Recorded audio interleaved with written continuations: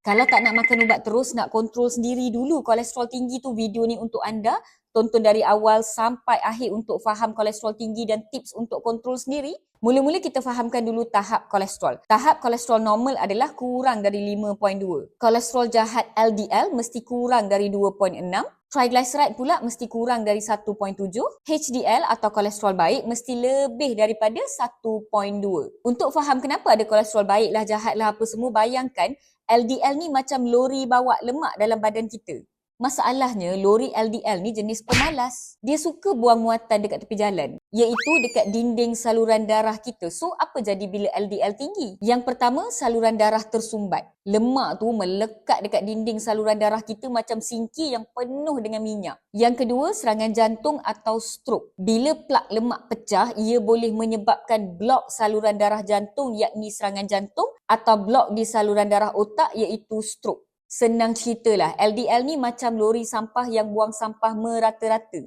Next, kenapa triglyceride pula ditakuti? Triglyceride ni sebenarnya adalah kalori lebihan yang badan kita simpan apabila kita makan lebih daripada apa yang kita bakar. TG tinggi maksudnya badan penuh dengan tenaga yang tak terpakai. So, apa bahayanya TG tinggi? Yang pertama, hati berlemak. Lebihan TG disimpan dalam hati iaitu liver, menyebabkan hati liver tu menjadi fatty liver. Yang kedua, darah pekat. Darah menjadi pekat macam sirap pekat, menjadikannya ia senang beku dan blok saluran. Senang ceritalah, TG ni macam makanan berlebihan dalam peti ais. Kalau tak guna dan tak buang, lama-lama akan jadi busuk dan bermasalah. Next, kita nak faham kolesterol baik. Kenapa HDL ni bagus?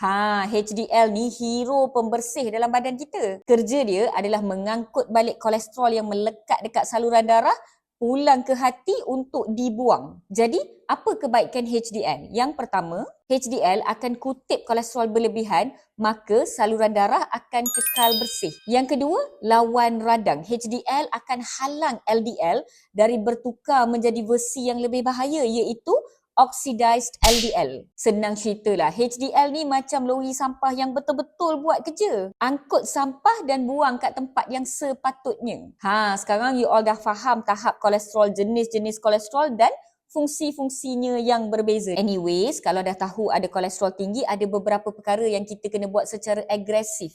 Yang pertama, ubah cara pemakanan. Kurangkan makanan bergula tinggi, kurangkan makanan yang diproses dan jaga keseimbangan kalori. Yang kedua, kurangkan stres, kawal emosi dan kemarahan. Yang ketiga, lakukan aktiviti fizikal. Kena buat senaman paling kurang 30 minit sehari, 3 kali seminggu. Nak buat lebih boleh tahu, tapi janganlah kurang. Dan yang keempat, yang paling penting, dapatkan nasihat doktor secara face to face. Sama ada nak makan ubat atau tidak, itu hak anda, terpulang kepada anda. Tapi anda kena faham risiko dan manfaat anda secara peribadi dari doktor yang berdaftar dan bertauliah. So sekarang you all dah faham tak tentang tahap kolesterol dan juga tips untuk kontrol sendiri? Ada tak apa-apa soalan lagi yang nak saya terangkan?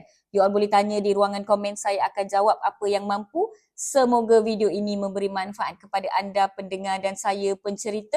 Video berbentuk pendidikan kesihatan ini dibawakan khas untuk anda oleh Celoteh Dr. Mala.